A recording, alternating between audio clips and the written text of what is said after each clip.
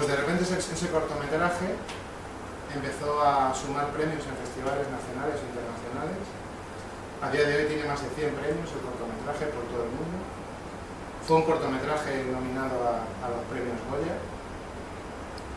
Fue un cortometraje preseleccionado para los Oscars.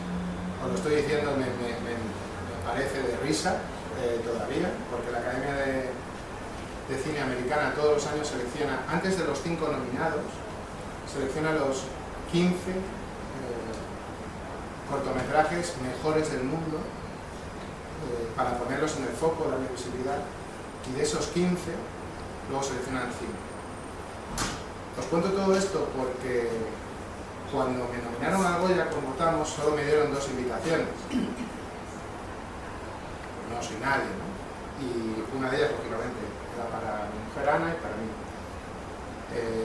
Vinieron a Valencia ese año a acompañarme en un hotel a verlo en una pantalla. ¿Cuántos éramos? 120 extremeños. 120. Que lo podían haber seguido perfectamente en sus casas, sin ningún tipo de necesidades. 120 extremeños con smoking, con vestido largo, y no para entrar en la gala, ¿no? Sino para estar en una sala de un hotel apartadito. Imaginad que la sala es ahí y estarían aquí, ¿no?